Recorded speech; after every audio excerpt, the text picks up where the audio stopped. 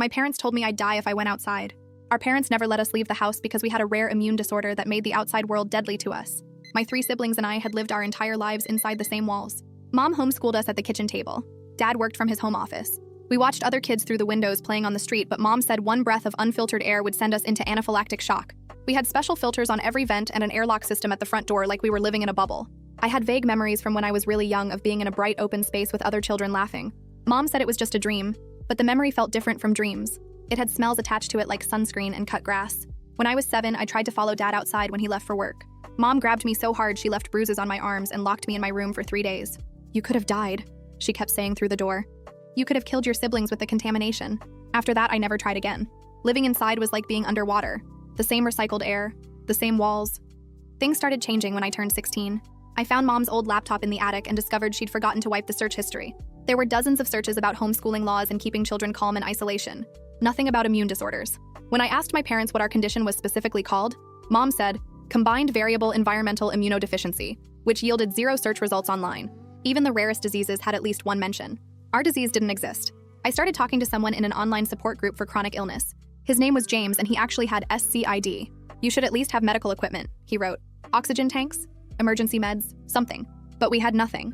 Just walls and locks. "Try opening your window," James suggested one night.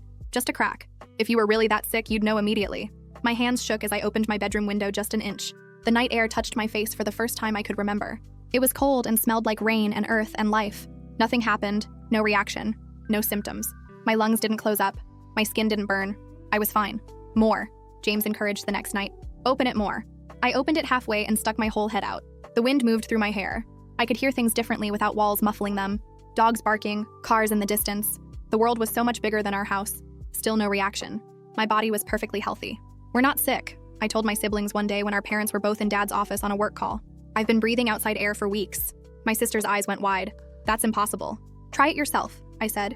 We stood by the back door, my hand on the handle. "Just one breath," I said. We opened it and all 4 of us breathed in the summer air. Nothing happened. We weren't dying. We weren't even uncomfortable. My youngest brother started crying. Why would they lie? That's what I needed to find out. There was only one place we were most forbidden from going. Dad's shed in the backyard. He kept it padlocked and said it stored chemicals that could compromise our air filtration system. But now I knew that was just another lie. James helped me figure out how to pick locks using YouTube videos. It took me 3 days of practice on my bedroom door before I felt ready. If they caught me, there would be no excuse. But I had to know the truth. I waited until 3 a.m. when everyone was deeply asleep. The walk across the backyard was surreal. I'd never felt grass under my feet. It was wet with dew and stuck between my toes. The sky was enormous above me, full of stars I'd only seen through glass. 16 years inside, and here I was standing outside perfectly healthy. The shed smelled like dust and old paint. I used my phone's flashlight to look around. Tools hung on the walls. Paint cans lined the shelves. Normal shed things. But in the back corner was a filing cabinet. Inside were folders organized by year. I pulled out one from 12 years ago. Inside were newspaper clippings, and I started reading. My flashlight illuminated the headline, "4 children vanish from playground. Massive search underway." I stand frozen in the shed, staring at the newspaper clipping with 4 small faces under the headline about vanished children, and my hands shake so badly I nearly drop my phone. The date is from 12 years ago. The location matches the vague memory I have of sunscreen and grass. The ages of the missing children line up perfectly with me and my siblings. I take photos of everything with trembling fingers, making sure to capture every detail clearly. My phone camera clicks in the dark as I photograph the headline, the date, the 4 faces that could be us. I force myself to look through more folders in the filing cabinet, finding documents that make my stomach turn. There are birth certificates with our current names, but the seals look wrong, like someone printed them at home. Medical records appear handwritten rather than typed on official forms. I find a stack of old photographs showing 4 young children at various parks and playgrounds. One photo shows the same kids from the newspaper clipping, and I know in my bones it's true. I discover an envelope containing an old address from 3 states away with postmarks dating back 13 years. Inside are what look like practice signatures, the same name written over and over in slightly different styles. A notebook has our medical condition name written out multiple times in different handwriting, like someone was rehearsing the lie. My whole body feels cold despite the summer heat in the shed. I carefully photograph every piece of evidence I can find, organizing the images into folders on my phone. The filing cabinet has years of documentation showing how carefully they planned this. Maps with routes marked in red pen, newspaper clippings tracking the search efforts that eventually went cold. I feel sick knowing how much effort went into stealing our lives. I sneak back across the wet grass to the house, my heart pounding so hard I can hear it in my ears. The back door creaks slightly as I slip inside, and I freeze for a full minute listening for any sound of movement upstairs. When I'm certain no one has woken, I tiptoe to my room and quietly close the door.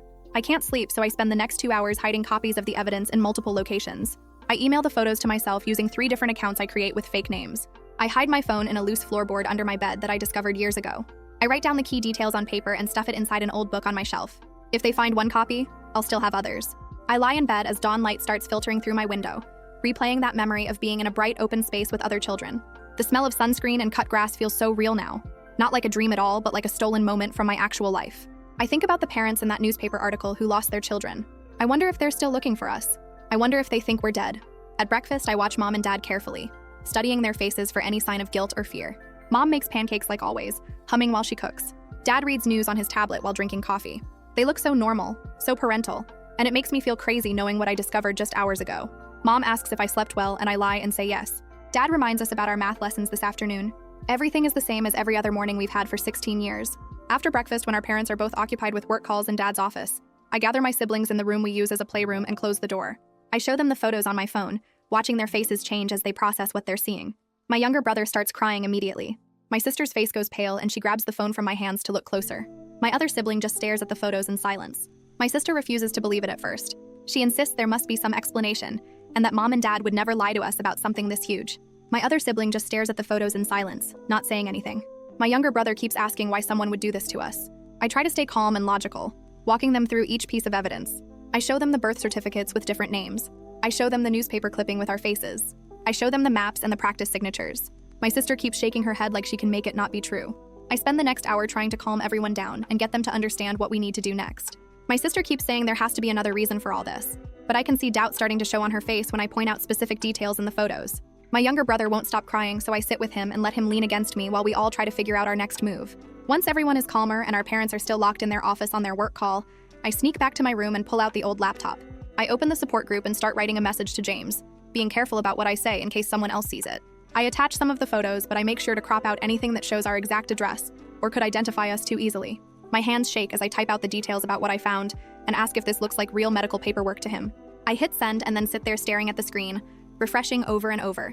Within an hour, there's a response, and I open it so fast I almost drop the laptop. James wrote back just a few simple sentences, but they make my whole body relax a little. He says that's not medical paperwork, that's forgery, and I need to be careful, but I also need to get help. Seeing someone else confirm that I'm not crazy or making this up helps me breathe easier. I save his message and close the laptop, then hide it back under my bed. That evening after dinner, when our parents think we're doing homework, I take the laptop to the bathroom and lock the door. I start Googling the missing children case using the details from the newspaper clipping. I find forum posts and Facebook groups that are still active after all these years. Parents and relatives still post on the anniversary dates, sharing memories and begging for any information about what happened to the 4 kids. There are age progression photos showing what the missing children would look like now, created by forensic artists who specialize in this kind of thing. I stare at those images for a long time because the resemblance is crazy. The girl who would be my age now looks almost exactly like me. Same nose and eyes and face shape. I find photos of my siblings too, and the similarities are impossible to ignore. I take screenshots of everything and save them to a folder on the laptop, making sure to document all the evidence I can find. The next morning at breakfast, I decide to test Mom by asking specific questions about our condition. I use the medical terms James taught me during our conversations, asking about T-cell counts and immunoglobulin levels and other things that would definitely be tracked if we really had the disease she claims we have. Mom's face gets all flustered and red, and she changes the subject fast, saying I don't need to worry about the technical details and that she and Dad handle all the medical stuff. I press a little more, asking when our last blood test was and what our numbers were, and she gets actually mad, telling me to stop questioning her and finish my breakfast. I apologize and act like I'm dropping it, but I'm watching how uncomfortable she got and how she couldn't answer a single specific question. Later that afternoon, Mom announces she's going to the store and Dad shuts himself in his office for a work call that's supposed to last an hour. This is my chance, and I know I have to take it.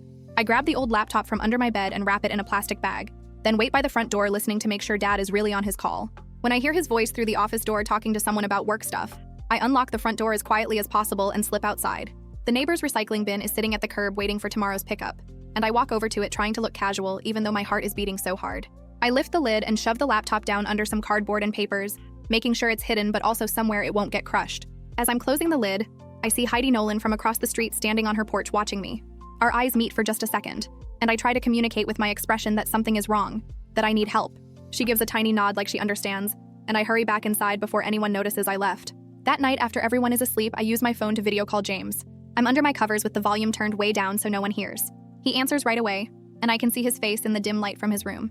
I tell him everything about the evidence and the photos and what I've discovered, and he listens without interrupting.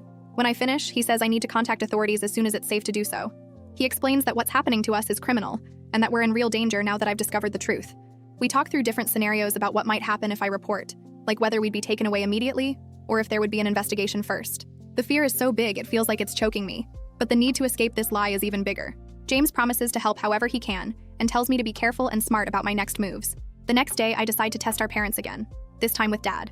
I deliberately leave my bedroom door wide open when I know he's going to walk by on his way to the kitchen. Sure enough, within 2 minutes he comes down the hall and sees my door open. He stops immediately and closes it, then opens it again to lecture me about contamination risks and how I'm putting everyone in danger. His voice is tight and stressed in a way I've never heard before, and he watches me the whole time I apologize and promise to be more careful.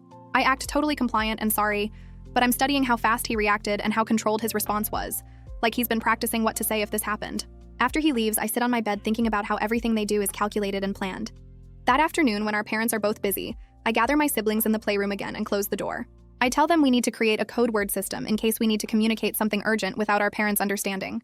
We decide on a few simple phrases that sound normal but have hidden meanings, like, "I'm really tired" means something's wrong, and "Did you finish your math" means meet in the bathroom. We also start preparing go bags with essentials like clothes and important items, hiding them in the backs of our closets where our parents won't look. My sister is finally starting to accept the truth about everything, and we all agree that we need to stick together no matter what happens next. My younger brother asks if we'll ever see Mom and Dad again, and I don't know how to answer that question, so I just hug him and say we'll figure it out together. Later that evening, I remember seeing an old phone in the junk drawer in the kitchen a few weeks ago. I wait until our parents are watching TV and sneak down to grab it, then take it to my room and plug it in to see if it still works. The battery is dead, but after charging for an hour, it turns on and I'm able to connect to our Wi-Fi. I find the missing person's hotline number from one of the websites I looked at earlier and open the tip submission form. My hands shake so bad I can barely type as I fill in the details about our address and the evidence in the shed. I attach several of the photos I took, making sure to include the newspaper clipping and the birth certificates. After I write everything out, I read it over 3 times to make sure it makes sense. Then I hit send before I can chicken out. The confirmation message says someone will review the tip within 24 hours and gives me a case number to reference. I write down the number on a piece of paper, then turn off the phone and hide it in the bathroom air vent behind the metal grate. The next morning, Mom and Dad make an announcement at breakfast that we need to do a deep cleaning of the whole house. They say the air filters need maintenance and they're going to collect all our electronic devices to make sure nothing is interfering with the filtration system.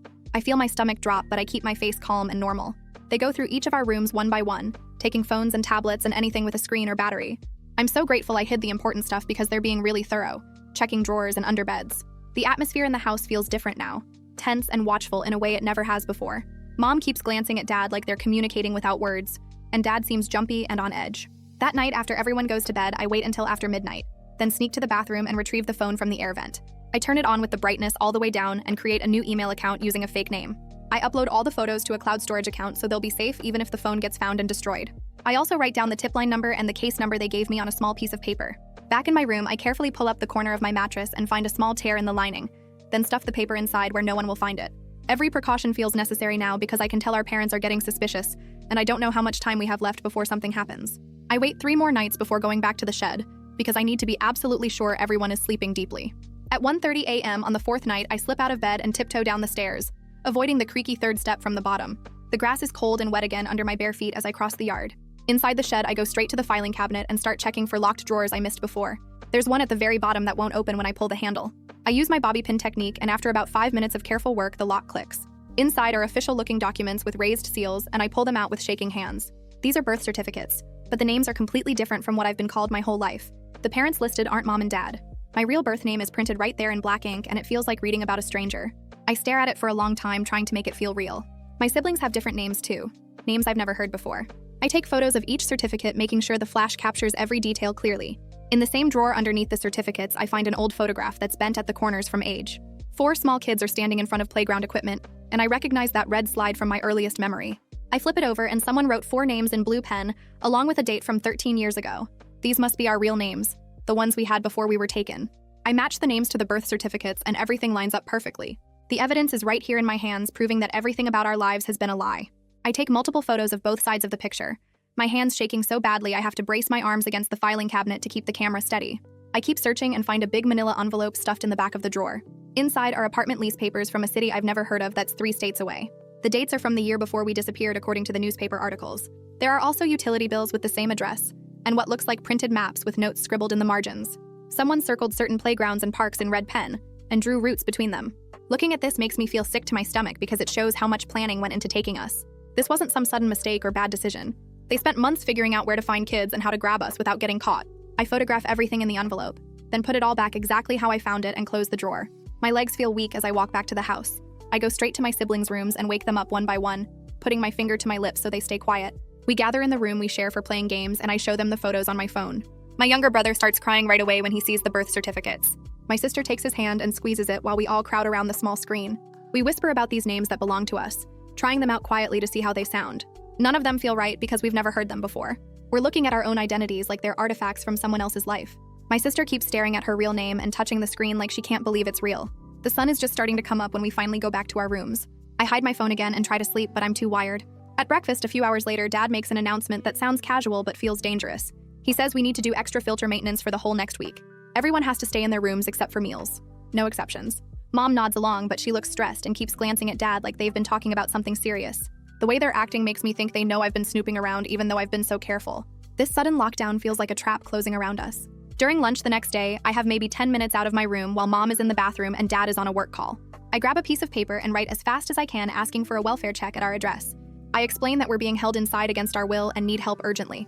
I fold it up and address it to Heidi Nolan across the street because she's watched us through the windows for years and might believe something is wrong. When I take the trash out to the curb, I slip the note through her mail slot, my heart beating so hard I can barely breathe. It's a huge risk, but we're running out of time and options. From my bedroom window later that afternoon, I watch Heidi's front porch. She comes out to get her mail and I see her notice the paper that wasn't there this morning. She picks it up and reads it right there on her porch. Then she looks up at our house for what feels like forever. I stay back from the window so she can't see me clearly, but I think she knows I'm watching. Finally, she gives a small nod, just once, before going back inside. I feel this huge wave of relief mixed with total terror about what happens next. There's no taking it back now. That evening, Dad comes into my room without knocking. I'm sitting on my bed and I don't see the bobby pin lockpick I made sitting right there on my desk until he walks over and picks it up. His face goes completely cold and blank in a way that scares me more than if he was yelling. He asks what I've been doing in this super calm voice that makes my skin crawl. I try to say I was just messing around, but he cuts me off. He starts going through my room, taking anything that could possibly be used as a tool. He empties my desk drawers and checks under my mattress and goes through my closet. When he's done, he tells me I'm grounded to my bed except for bathroom breaks. No exceptions. Then he leaves without closing the door so he can watch me from the hallway. I wait until I hear him go downstairs before I move. I have maybe 2 minutes before he comes back to check on me. I grab my real phone from the floorboard hiding spot and swap it with an old broken phone I've had in my drawer for years. The broken one looks similar enough that hopefully he won't notice right away. When Dad comes back up, he sees the decoy phone on my nightstand and takes it. I act really upset and defeated, slumping down on my bed like I've given up. He seems satisfied with my reaction and leaves again. The real phone is back in the floorboard, my only connection to the outside world and all the evidence I've gathered. Late that night, I hear voices coming through the wall from Mom and Dad's bedroom. They're arguing and their voices are loud enough that I can make out some words.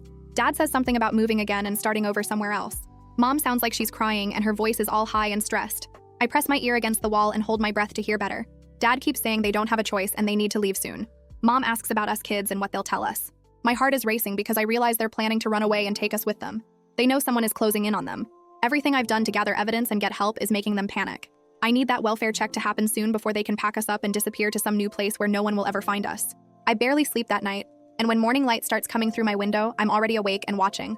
Around 9 o'clock, I see Heidi come out of her house and walk to the end of her driveway, where a man in jeans and a polo shirt is waiting. He has a notebook and he's writing things down while she talks. She keeps looking over at our house and pointing, and I press myself against the wall next to the window, so my parents won't catch me watching if they walk past my room.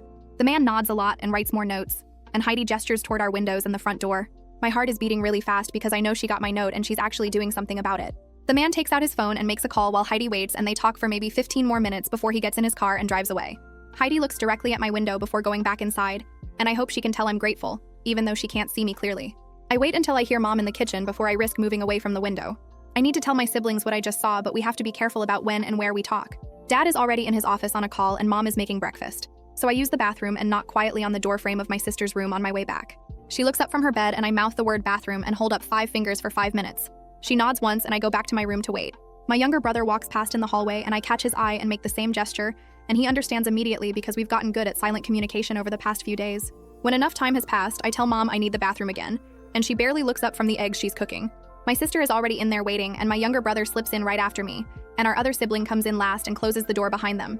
The bathroom is tiny with all 4 of us crammed inside, but it's the only room in the house without a window where someone could see us gathering.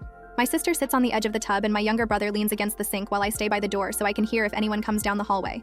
I keep my voice barely above a whisper and tell them about Heidi talking to the man with the notebook and how I think the welfare check is really going to happen. My sister's face goes pale and she asks what we're supposed to say when they come, and I remind her we agreed to tell the truth about everything we found in the shed. My younger brother keeps asking if we're doing the right thing, his voice shaking, and I can see he's really scared about what happens after we tell. I explain again that we have to stick together and tell the exact same story about the evidence, about the filing cabinet and the newspaper clippings and the birth certificates with our real names. My other sibling hasn't said anything yet, but nods along, and I can tell they're processing everything and trying to stay calm. We go over the main points in whispers, agreeing to mention the shed specifically, and the folders organized by year, and to explain that we're not actually sick, because we've been breathing outside air with no problems. My sister is scared, but she looks determined now, and she says we should talk about the fake medical condition name that doesn't exist anywhere online. My younger brother asks what happens if mom and dad try to stop us from talking to the police or social workers, and I tell him that's exactly why we need to speak up fast before they can interfere. We practice staying calm and not getting too emotional because we need people to believe us, and my sister reminds everyone to be specific about dates and details. I can hear mom moving around in the kitchen, so I tell everyone to leave one at a time with a few minutes between so it doesn't look suspicious. My younger brother goes first, then my other sibling. Then my sister and I wait another few minutes before flushing the toilet and washing my hands like I actually used the bathroom. Back in my room, I pull the phone from its hiding spot in the floorboard and sit on my bed with my back to the door. I look up the non-emergency police number for our area, and my finger hovers over the call button while I try to decide if this is the right move. Heidi already talked to that man, so maybe the welfare check is already in motion. But what if it's not enough or takes too long and my parents really do try to run? I press the call button and bring the phone to my ear, listening to it ring once, twice, and then I hear footsteps in the hallway coming toward my room. I panic and hit the end call button, then quickly go into the call history and delete the number. Dad's footsteps are getting closer, and I shove the phone back into the floorboard hiding spot and barely get the board back in place before he appears in my doorway. He asks what I'm doing, and I say, I was just sitting here thinking, which sounds stupid, but it's all I can come up with. He stares at me for a long moment like he's trying to figure out if I'm lying, and then he tells me to come downstairs for breakfast. My heart is still beating hard from the close call as I follow him down, and I realize how dangerous this situation has gotten now that they're watching us so carefully. At breakfast, nobody talks much, and the tension in the kitchen feels thick enough to cut. Mom serves eggs and toast, but I can barely eat because my stomach is in knots. Dad watches all of us while he drinks his coffee, and I can tell he's suspicious about something even if he doesn't know exactly what. That afternoon, Mom and Dad call all of us into the living room and announce they need to do some maintenance on the air circulation system. Dad goes upstairs with his toolbox, and we hear drilling and banging sounds, and when he comes back down, he's carrying my bedroom door. Mom explains that the doors need to come off temporarily to improve airflow throughout the house, and she says it in this fake, cheerful voice that makes my skin crawl. Dad takes down all 4 bedroom doors one by one and stacks them in the garage, and then Mom goes into the bathroom and takes down the shower curtain too. She says we don't need privacy for air circulation to work properly, and I realize they're making sure we can't have any private conversations or hide anything without them seeing. The level of control is suffocating, and my siblings look as freaked out as I feel. Without doors on our bedrooms, we're completely exposed, and Mom and Dad start taking turns sitting in the hallway where they can watch all of us at once. I go to my room and sit on my bed, feeling their eyes on me constantly. My sister tries to read a book but keeps glancing at the doorway where Mom is positioned in a chair. My younger brother just lies on his bed staring at the ceiling, and I can tell he's trying not to cry. The surveillance is constant now, and I know it's because they suspect something is wrong. I wait until Mom gets up to use the bathroom herself before I risk retrieving the phone from the floorboard, and I only have maybe 2 minutes before she'll be back. I grab the phone and head to the bathroom, closing the door behind me even though there's no shower curtain and the space feels exposed. I pull up the photos of the birth certificates and the photograph with our real names written on the back, and I open the Tipline website I submitted to before. My hands are shaking as I attach the time-stamped photos and type out a message saying we're at immediate risk and giving our exact address. I explain that our parents know something is wrong and they're talking about moving us again, and that we need help right now before it's too late. I hit send and watch the little progress bar move across the screen, and when it finally says the message went through, I feel this huge wave of relief mixed with terror. I delete all the evidence from the phone's browser history and photo gallery, then shove it back in my pocket. I flush the toilet and wash my hands, trying to look normal when I open the door. Mom is back in her chair in the hallway, and she watches me walk from the bathroom to my bedroom. I can feel her stare on my back the whole way. I hide the phone in the floorboard again and lie down on my bed, trying to slow my breathing and act like everything is fine. The rest of the afternoon drags by with Mom and Dad switching off hallway duty every few hours. We eat dinner at the kitchen table in complete silence except for the sound of forks on plates. Nobody makes eye contact, and the air feels heavy with everything we're not saying. Late that night, after Mom and Dad have finally gone to bed, I hear soft footsteps in the hallway. My sister appears in my doorway and gestures for me to come, and I slip out of bed as quietly as possible. We meet my younger brother and other sibling in the hallway and tiptoe to the bathroom where we can whisper without being heard through bedroom walls. I keep my ear against the door listening for any sound of Mom or Dad waking up. My sister starts the conversation by saying we need to go over exactly what we're going to say one more time, and we all agree in hushed voices. We practice describing the filing cabinet in the shed and what we found inside, making sure we all tell the same story about the folders organized by year and the newspaper clippings about missing children. My younger brother rehearses explaining about the birth certificates with different names and the photograph with our real names written on the back. I remind everyone to mention that we've tested outside air multiple times with no reaction, proving the immune disorder story is fake. My other sibling practices talking about the fake medical condition name that doesn't exist anywhere online and how we have no actual medical equipment in the house. We take turns going through the key points until we all have them memorized, and my sister reminds us again to specifically mention the shed and the filing cabinet, so the police will know where to look for evidence. We rehearse staying calm and speaking clearly, knowing that if we get too emotional, people might not believe us. My younger brother asks what happens if they separate us and we can't talk to each other, and I say that's exactly why we need to have the story straight now before anything happens. We practice for maybe 20 minutes until we all feel confident about what we're going to say. My sister makes us promise not to defend mom and dad or make excuses for them, because the truth is they kidnapped us and lied to us our whole lives. We all agree, and I can see my younger brother is crying a little, but he wipes his eyes and nods. Before we leave the bathroom, I remind everyone that tomorrow might be the day everything changes, and we need to be ready. We go back to our rooms one at a time, and I lie in bed staring at my doorless doorway, unable to sleep. The next morning, I'm awake before dawn and positioned by my window watching the street. The sun comes up slowly, and I see neighbors leaving for work, kids waiting for the school bus, normal morning things that feel impossible from inside our house. Around 8:30, I see movement at the end of our street and my whole body goes tense. 2 police cars turn onto our block, followed by an unmarked dark sedan, and they're driving slowly like they're looking for addresses. Heidi comes out of her house and stands on her porch, and when the cars get closer, she points directly at our front door. The vehicles pull up and park in front of our house, and I watch as 4 people get out, including 2 uniformed officers, a woman in business clothes, and Heidi. My heart is beating so hard I can feel it in my throat and my hands start shaking. I hear the doorbell ring downstairs, and I move to the top of the stairs where I can hear what's happening. Dad's footsteps cross the living room, and I hear the front door open. I position myself where I can see part of the entryway if I lean over the railing, and I watch everything unfold below me. The adrenaline makes everything feel sharp and clear and terrifying all at once. I can hear my siblings moving in their rooms behind me, and I know they heard the doorbell too. This is it, the moment we've been preparing for, and there's no going back now. I hear Dad start talking in this fake, friendly voice, explaining that we have a serious medical condition, and visitors are dangerous to our health. His words come out fast and nervous, and he's using phrases like immune compromised and contamination risk. A woman's voice cuts through his explanation, firm and professional, saying they're here for a welfare check and they need to see all 4 children immediately. Dad's voice gets louder and more desperate, and he says something about not understanding the severity of our condition and how exposure could kill us. The woman says again that they need to see us and that he needs to cooperate, and I hear one of the police officers say something about obstruction. Dad tries to physically block the doorway, and his voice takes on this edge that I recognize from when he gets really angry. The woman identifies herself as a social worker and says if he doesn't let them in, they'll get a warrant and come back with more officers. I can hear Mom coming from the kitchen asking what's going on, and her voice sounds high and panicked. My sister appears next to me at the top of the stairs and grabs my hand, and my younger brother and other sibling are right behind her. We look at each other, and I know this is the moment we have to act. If we don't do something right now, Dad might convince them to leave and we'll lose our chance. I make a split-second decision and run down the stairs, my bare feet slapping on the wood. My siblings follow right behind me, and I push past Dad to get to the door where the officers and the woman are standing. Dad tries to grab my arm, but I pull away, and one of the police officers steps between us immediately. I look at the woman and the officers, and the words come tumbling out fast and desperate. I tell them we need help, and that everything our parents said about being sick is a lie, that we're not actually ill, and they've been keeping us locked inside our whole lives. Dad is yelling now and trying to reach me, but the other officer moves to block him, and Mom is crying and saying, I don't know what I'm talking about. My sister steps forward and says it's true, that we found evidence in the shed proving we were kidnapped, and my younger brother is crying, but he nods and says we're the missing children from 12 years ago. The woman, who I'll later learn is named Maggie Bishop, holds up her hand for everyone to stop talking, and she looks directly at me with this serious but kind expression. She says she needs to speak with each of us separately, and that our parents need to cooperate right now. The police officers make it very clear that Dad and Mom have to step back and let this happen, and I can see the moment when Dad realizes he's lost control of the situation. His face goes from angry to scared, and Mom is still crying and reaching for us, but the officers keep them separated from us. Maggie Bishop insists we all go outside so she can talk to us away from our parents, and the officers escort us through the front door and onto the lawn. I step outside into real outside air surrounded by strangers for the first time I can actually remember, and the sunlight is so bright after being inside that I have to squint. It feels overwhelming and wonderful at the same time, and I can hear birds and cars, and the world is so much bigger and louder than it ever seemed through windows. My siblings cluster around me, and we're all blinking in the brightness, and neighbors are starting to come out of their houses to watch what's happening. Heidi is standing near the police cars, and when I look at her, she gives me this small, encouraging nod, and I feel grateful that she believed me enough to help. Maggie starts asking us questions in a calm, gentle voice, while the officers keep our parents inside the house, and I can see Mom and Dad through the front window watching us with these desperate expressions on their faces.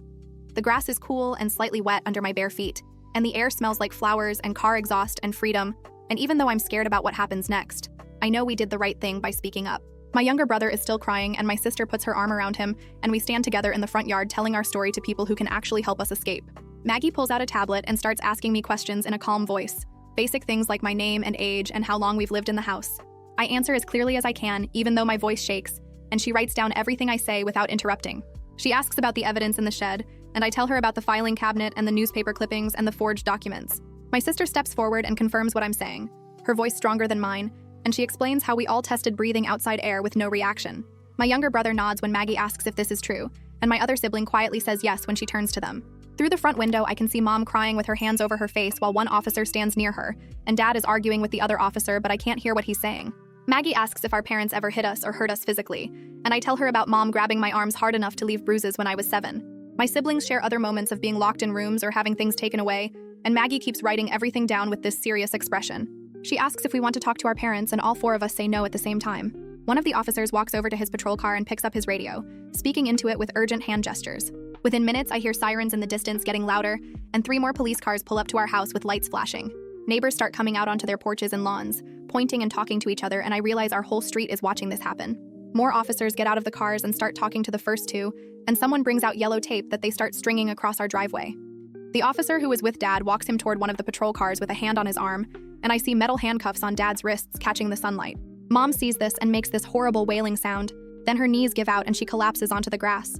An officer catches her before she hits the ground completely and helps her sit down, and a female officer kneels next to her. I feel dizzy watching all of this, like I'm floating above my body looking down at the scene. My sister grabs my hand and squeezes it hard, and I squeeze back because I need something solid to hold on to. Maggie talks quietly into her own phone, then tells us that medical staff are coming to check us over and make sure we're okay. She says we're safe now and that nobody is going to make us go back inside that house. An ambulance arrives about 10 minutes later, parking behind the police cars, and 2 EMTs get out carrying bags of equipment. They introduce themselves, but I don't catch their names because everything feels too loud and bright and fast. The EMTs are gentle and keep telling us we're safe, and they just want to make sure we're healthy. They check our vital signs right there on the lawn, taking our blood pressure and listening to our hearts and looking in our ears. One of them asks if we've had any trouble breathing or any skin reactions, and we all say no. They wrap blankets around our shoulders even though it's warm outside, and I realize I'm shaking. The EMTs talk to Maggie and the officers, and then they tell us we need to go to the hospital for a full checkup. I watch as 2 officers walk Dad to a patrol car and help him into the back seat, and another officer does the same with Mom, who is still crying. My younger brother starts crying too when he sees them being taken away, and my sister puts her arm around him. We climb into the back of the ambulance and sit on the bench seats, and the EMTs close the doors behind us. Through the small windows, I can see Heidi standing on her lawn watching, and she gives me a small wave that makes my throat tight. The ambulance starts moving, and I grip the edge of the seat, feeling every bump in the road. At the hospital, nurses meet us at the emergency entrance and walk us through automatic doors into a bright hallway that smells like cleaning products. They take us to a private room with 4 beds separated by curtains, and a doctor comes in wearing blue scrubs. He introduces himself as Dr.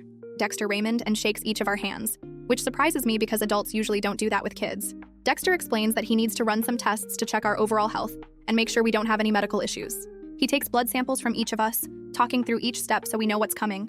He listens to our hearts and lungs, checks our reflexes, looks at our skin and eyes and throat. He asks questions about our diet and sleep and if we've ever been seriously sick, and we answer as honestly as we can. A nurse comes in and out bringing supplies and writing things on a chart. The whole process takes a long time, and by the time Dexter finishes with the initial exam, my arm is sore from the blood draw, and I'm exhausted. He tells us he'll have preliminary results in a few hours and that we should try to rest.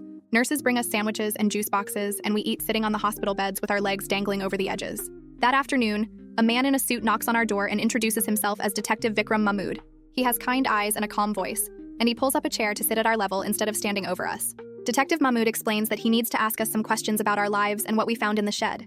He starts with me since I was the one who discovered the evidence, asking detailed questions about the filing cabinet and what documents I saw. I tell him about the newspaper clippings and the forged birth certificates and the old photographs. He asks if I took pictures, and I show him my phone, scrolling through all the photos I took that night in the shed. He asks permission to send the photos to his email, and I agree. Detective Mahmood asks about our daily routines, what our parents told us about being sick, how they controlled our movements. My siblings take turns answering his questions, each adding details the others forgot. He asks what we remember from before, and I tell him about my memory of sunscreen and grass. He writes everything down in a notebook, his pen moving quickly across the pages. When he's done with the initial questions, I ask him what happens next. Detective Mahmood explains that they're getting a search warrant for our house and the shed, and that they'll be collecting all the evidence I told him about. He says we did the right thing by speaking up and that we're very brave. His words make me feel less guilty about destroying the only family I've known, even though part of me still feels like a traitor. I give Detective Mahmood exact details about where the filing cabinet is and which drawer had the birth certificates. He asks if there's anything else in the house that might be important, and I tell him about the old laptop I hid in the neighbor's recycling bin. He makes a note to retrieve it. Dexter comes back into the room with papers in his hand and a small smile on his face. He tells us that all our test results came back normal, that we have perfectly healthy immune systems with no signs of any disorder. He says our blood work shows we're well-nourished, and our physical development is appropriate for our ages. There's nothing wrong with us medically. No reason we ever needed to be isolated. Hearing it confirmed by a real doctor makes something break loose in my chest, and I start crying even though I'm trying not to. My siblings are crying too, and Dexter hands us tissues and says it's okay to feel relieved. That evening, Maggie comes back and says she needs to talk to us about where we're staying tonight. She takes us to a conference room down the hall with a big window, and we sit in chairs that spin. Through the window, we can see our house in the distance, and there are police cars parked all around it with their lights still flashing. Officers in uniforms are going in and out of the front door and the shed, carrying boxes and bags. Someone is taking photographs of everything, the bright flash visible even from here. We watch as they bring out the filing cabinet on a dolly, and then more boxes stacked on top of each other. An officer carries out our fake medical equipment that was just for show, and another one brings out bags of documents. Watching strangers take apart the place where we lived our whole lives feels wrong, even though I know it needs to happen. The house looks smaller from here, less scary, just a regular building that held too many lies. A technician in a white coat comes into the conference room with a case of supplies. She explains that she needs to collect DNA samples from each of us using cotton swabs on the inside of our cheeks. She says the samples will be compared to evidence from the missing children case, and also run through databases to find potential biological relatives. The swabbing only takes a few seconds per person and doesn't hurt at all, but knowing what it means makes my hands shake. We might finally learn who we really are and where we came from, what our real names are, who our actual parents were. The technician labels each tube carefully with our current names and case numbers, then packs everything back into her case. She tells us the results could take a few days or a few weeks depending on what they find. After she leaves, Maggie sits down with us and explains what happens next. She says we're being placed in emergency protective custody while the investigation continues, which means we can't go back to our house or have contact with our parents. She promises that we'll stay together as siblings and that she'll be our primary caseworker, checking on us regularly. My younger brother starts crying again and asks where we're going to sleep tonight. Maggie says she's found a foster home that has room for all four of us, a woman who's experienced with emergency placements. She assures us that Mrs. Smithon is kind and that her house is safe and comfortable. The idea of sleeping somewhere completely new tonight, in a stranger's house, makes everything feel too real and too fast. We gather the few things the hospital gave us, mostly the clothes we were wearing and the blankets from the ambulance, and follow Maggie out to her car. The drive across town takes about 20 minutes, and I watch the neighborhoods change through the window. We pull up to a small house with a neat lawn and flowers in the front garden, and a woman comes out onto the porch. Mrs. Smithon is older with gray hair and a soft face, and she waves at us as we get out of the car. She welcomes us inside and shows us the bedrooms where we'll be staying, 2 rooms with 2 beds each. The house smells like cooking and laundry detergent, normal house smells that are different from our house. Everything feels wrong and unfamiliar even though it's objectively nicer than what we're used to. Mrs. Smithon makes us hot chocolate and sets out cookies on the kitchen table, trying to make us comfortable. We sit in her living room on a couch that's softer than ours was, and we huddle together because we don't know what else to do. My younger brother won't let go of my sister's hand, and my other sibling sits pressed against my side. We're free now. We're safe. We're out of that house. But it doesn't feel like victory. It feels like we're floating in space with nothing to hold on to. Everything we knew torn away, even if it was all built on lies. Mrs. Smithon sits in a chair across from us and talks quietly about house rules and routines, but I can barely hear her over the rushing sound in my ears. Mrs. Smithon eventually stops talking and shows us to our bedrooms, 2 rooms with 2 beds each, like she said before. My sister and younger brother take 1 room, and my other sibling stays with me in the second one. We don't unpack the few things we have because we don't really have anything to unpack. Dinner is quiet and awful even though the food is good. Mrs. Smithon made spaghetti and garlic bread, and there's salad, and everything looks normal, but none of us can eat much. My younger brother pushes his food around his plate and won't look at anyone. My sister keeps crying silently with tears just running down her face while she stares at the table. My other sibling manages a few bites but then gives up and asks to be excused. I force myself to eat because I know we need to keep our strength up, but everything tastes like nothing. After dinner, Mrs. Smithon suggests we might want to rest, and we all go to our rooms without argument. My other sibling and I lie in our separate beds in the dark, and neither of us can sleep. Around midnight, my sibling whispers across the room asking if I think Mom and Dad are scared right now in jail. I don't know how to answer that, so I just say I don't know. My sibling is quiet for a while and then says they feel guilty for not fighting harder to stay with them, even though they know intellectually that what happened to us was wrong. I understand that feeling completely, because part of me still wants to defend them too, even after everything. In the other room, I can hear my younger brother crying and my sister trying to comfort him. The next morning, Mrs. Smithon makes pancakes and we sit around her kitchen table trying to act normal. Through the window, I see a white van pull up outside with a satellite dish on top and my stomach drops. Another van parks behind it, and then a third one. Mrs. Smithon notices me staring and goes to look, and her face gets tight. She calls Maggie right away, and within 20 minutes, Maggie arrives looking stressed and tired. She explains that somehow the media found out where we're staying and they've connected our case to the old missing children investigation from 12 years ago. She says it's becoming a really big story and that she's arranging for privacy protections and possibly moving us to a different location. The idea of moving again when we just got here makes my younger brother start crying again. Maggie makes some calls and gets the police to come move the news vans back from the house, but we can still see them parked down the street. She tells us not to go outside or near windows and that she's working on better security. The whole thing makes me feel exposed and violated in a new way, because now strangers everywhere are talking about what happened to us, and we have no control over the story. I go upstairs to the bedroom and pull out the old phone I still have hidden in my pocket. I log into the support group and see a message from James sent early this morning. He says he saw news coverage about 4 kids found after being held captive for years, and he recognized some details and wanted to check if it was us. His message is careful and doesn't ask invasive questions, but just says he's thinking of us, and that he's proud of me for being brave enough to find the truth. He says he's available anytime I need to talk, and that he knows how hard this must be. Reading his words makes me cry for the first time since everything happened, because his friendship feels like the only normal, stable thing in my entire life right now. I write back thanking him and saying yes, it's us, and that everything is crazy and overwhelming.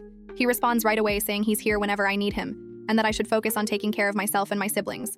2 days later, Detective Mahmoud comes to visit us at the foster home. Maggie is there too, and we all sit in Mrs. Smithen's living room while he opens a folder with official-looking papers. He explains that the preliminary DNA results came back from the lab, and they've confirmed that the people we called mom and dad are not our biological parents. The evidence from the shed has been matched to evidence from the missing children case, and everything lines up perfectly. He says our real families have been notified that we've been found alive after 12 years. Hearing it confirmed officially makes it feel horribly final, even though I already knew the truth. My sister starts crying again, and my younger brother just sits there looking blank and empty. Detective Mahmoud is gentle but direct, and he explains that there will be more tests and more evidence processing, but that the case is solid. He says criminal charges are being filed and that there will be court proceedings we'll need to participate in. The whole time he's talking, I feel like I'm underwater again, and can't quite hear everything he's saying. 3 days after that, we have to attend a preliminary protective hearing at the courthouse. Maggie drives us there early in the morning, and we go in through a back entrance to avoid reporters. The courtroom is smaller than I expected from TV shows, and there's a judge behind a big desk and lawyers sitting at tables. We sit in a row behind one of the tables with Maggie next to us. The judge explains that our captors will appear via video link from the jail where they're being held. When the screen lights up, I see Mom and Dad sitting at a table wearing orange jumpsuits, and my whole body goes cold. Mom looks smaller somehow, and her face is puffy from crying. Dad looks angry and won't make eye contact with the camera. The judge asks questions, and lawyers talk about custody and evidence and protection orders. My sister cries silently through the whole thing, and my younger brother holds her hand so tight his knuckles turn white. The judge orders that we stay in protective custody, and that Mom and Dad are not allowed any contact with us at all.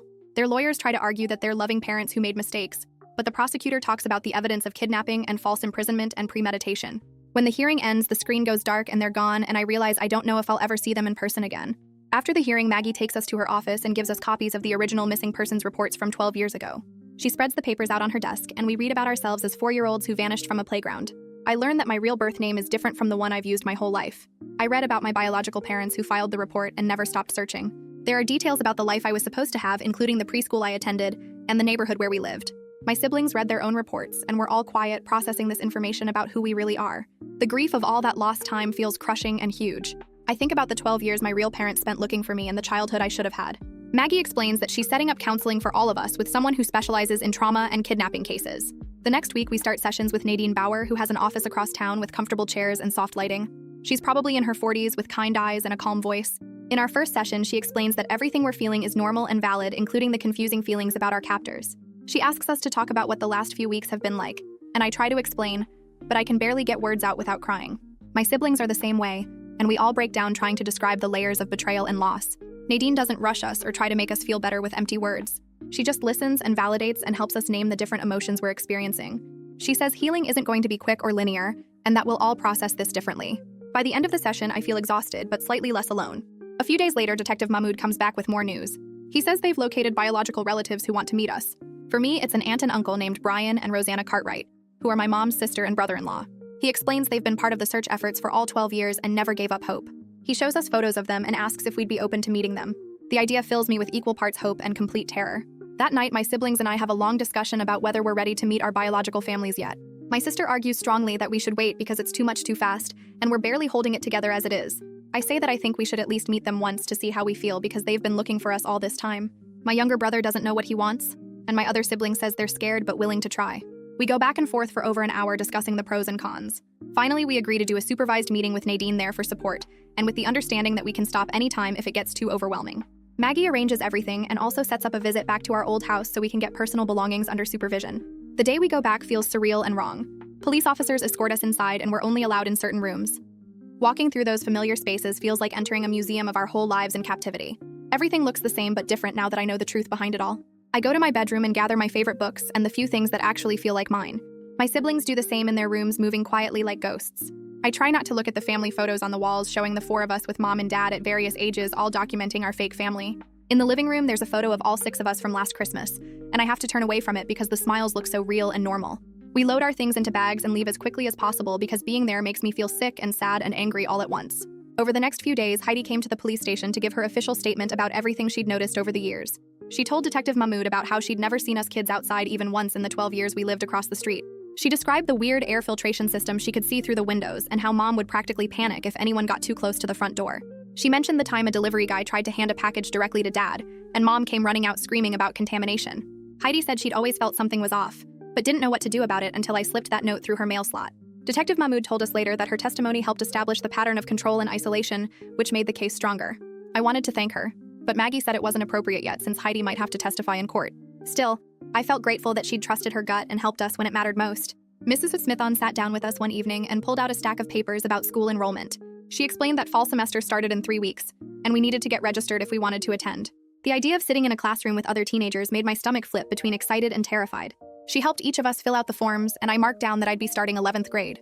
Mom's homeschooling had kept me caught up academically according to the placement tests, but I knew I was years behind socially. I'd never had a friend my own age in person, never navigated a cafeteria or a locker or any of the normal teenage stuff. Mrs. Smithon must have seen the panic on my face because she squeezed my shoulder and said lots of kids feel nervous starting at a new school. I didn't correct her that this was different, that I'd never been to any school ever. Nadine scheduled an extra session to help me prepare a statement for the next court hearing. She explained that the judge wanted to hear directly from us about how the isolation affected us and what we needed going forward. We sat in her office with a notepad, and she asked me questions while I tried to put words to everything. Writing it out made me realize how much normal childhood stuff we'd missed. Birthday parties and sleepovers and learning to ride bikes and going to the movies and having friends and playing sports and all the tiny everyday things that make up growing up. I got angry writing it down. Really angry in a way I hadn't let myself feel before. But then I had to write about the confusing part too, about how I still had feelings for the people who took us. Nadine said that was normal and okay, that love and betrayal could exist at the same time. She helped me write it in a way that was honest about both the damage they caused and the complicated emotions I couldn't just turn off. The next protective hearing happened 2 weeks later, and we all had to go to the courthouse again. The judge read through our statements and asked us each directly if we wanted any supervised contact with our captors. My siblings and I had talked about it the night before, and we all agreed to say no. Their attorneys stood up and tried to paint them as loving parents who made mistakes out of fear and mental illness. They showed photos of us at various ages looking happy and healthy, argued that we'd been well cared for and educated. But the prosecutor presented all the evidence of premeditation, the forged documents and the planning and the stolen identities. The judge looked at everything and extended our custody arrangement with Mrs. Smithon. When he denied the request for supervised visits, I felt this weird mix of relief and guilt. Part of me wanted to see them, to understand why they did this. But the bigger part knew I wasn't ready, and might never be. Maggie met with us after the hearing to explain what happened next. The district attorney had filed formal kidnapping charges along with multiple counts of false imprisonment and child endangerment. She walked us through what each charge meant, and said the case would likely take months or even years to fully resolve through the courts. There would be more hearings and probably a trial eventually. The legal process moved slowly, but at least it was moving forward toward some kind of justice. She also told us that our biological families were still waiting to meet us whenever we felt ready. I asked if we could wait a little longer, and she said that was completely fine, that we got to control the timeline for that. 6 weeks passed, and our placement with Mrs. Smithon shifted from temporary to longer term. She officially agreed to keep all 4 of us as long as we needed, which took away some of the uncertainty. We settled into routines that felt almost normal. Regular bedtimes where we actually chose when to sleep. Family dinners where we helped cook and set the table. Household chores like taking out trash and doing dishes. Small everyday things that other kids probably took for granted but felt kind of miraculous to us. I could choose my own clothes each morning from the donations people had sent. I could go outside whenever I wanted, walk around the block or sit in the backyard. I could open windows and breathe real air and feel sun on my face. My younger brother started smiling more, and my sister stopped defending our captors as much. We were healing slowly, in tiny increments. My first day at the public high school arrived, and I barely slept the night before. Mrs. Smithon drove me there early and walked me to the main office where a guidance counselor was waiting. She gave me a map of the building and my class schedule and walked me to my first period classroom. I managed to find my locker and figure out the combination. I sat through English and history and math without having a panic attack, though my hands shook the whole time. At lunch, I stood in the cafeteria holding my tray and had no idea where to sit or what the rules were. I picked an empty spot at the end of a table and ate quickly with my head down. A girl with red hair asked if I was new, and I managed to say yes and tell her my name. She said welcome and asked where I transferred from. I said it was complicated, and she didn't push. The conversation lasted maybe 2 minutes, but it felt like a huge accomplishment. By the end of the day, I was completely exhausted, but also kind of amazed that I'd actually done it.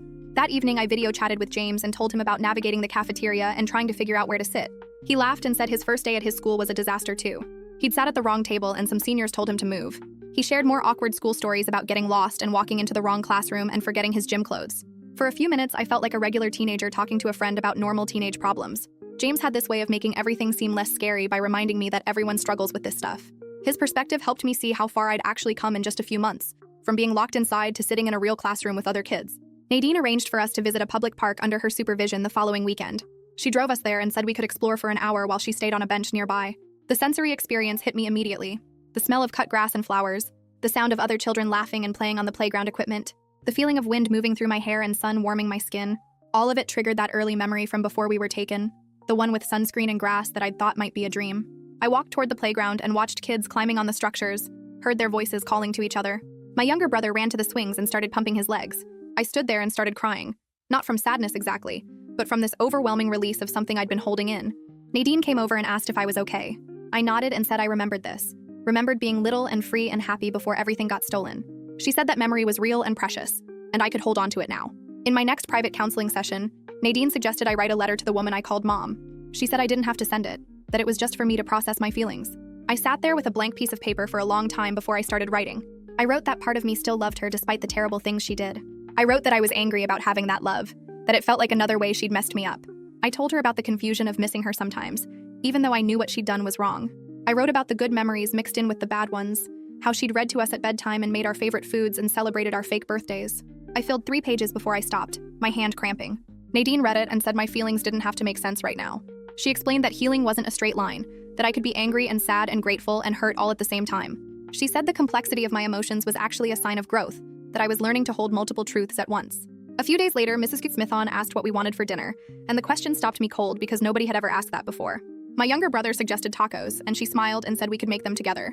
We stood in her kitchen choosing toppings from the store, and I picked things I'd only seen in pictures like sour cream and salsa, and about 6 different kinds of cheese.